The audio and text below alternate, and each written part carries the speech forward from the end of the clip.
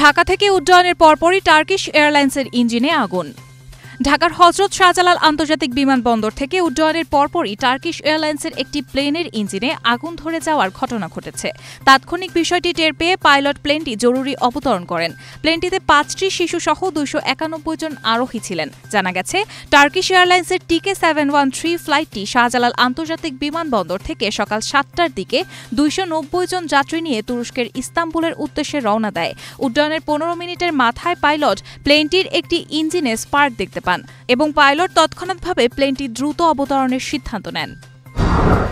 বাংলাদেশে আনুষ্ঠানিকভাবে যাত্রা শুরু করেছে স্টারলিংক। বাংলাদেশে আনুষ্ঠানিকভাবে যাত্রা শুরু করেছে বিশ্ববিখ্যাত স্যাটেলাইট ভিত্তিক ইন্টারনেট সেবা প্রদানকারী প্রতিষ্ঠান স্টারলিংক। ডাক, টেলিযোগাযোগ ও তথ্য প্রযুক্তি মন্ত্রণালয়ের দায়িত্বপ্রাপ্ত প্রধান উপদেষ্টার বিশেষ সহকারী ফয়েজ আহমেদ তৈয়ব এই বিষয়টি নিশ্চিত করেছেন।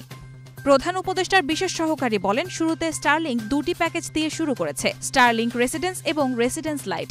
মাসিক খরচ একটির ৬,০০০ টাকা, অপরটির ৪,২০০। তবে সেটআপ যন্ত্রপাতির জন্য ৪৭,০০০ টাকা এককালীন খরচ হবে।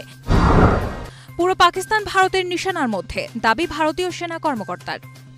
ভারতের সেনাবাহিনীর আকাশ প্রতিরক্ষা শাখার মহাপরিচালক লেফটেন্যান্ট জেনারেল সুমের আইভান ডি কুনহা দাবি করেছেন, পাকিস্তানের পুরো ভূখণ্ড ভারতের হামলার সীমার মধ্যে রয়েছে।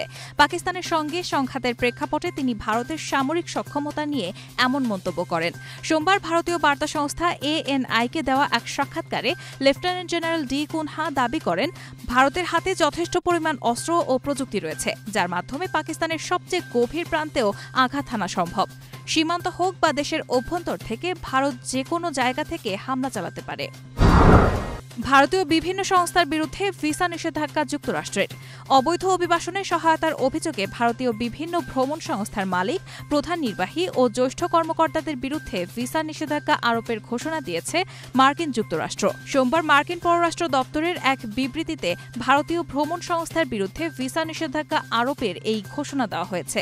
বিবৃতিতে বলা হয়, আজ মার্কিন পররাষ্ট্র দপ্তর ভারতীয় এসব ভ্রমণ সংস্থার মালিক, নির্বাহী ও জ্যেষ্ঠ কর্মকর্তাদের বিরুদ্ধে ভিসা নিষেধাজ্ঞা আরোপ করেছে, যারা সচেতনভাবে যুক্তরাষ্ট্রে অবৈধ অভিবাসনের সহায়তা করেছে।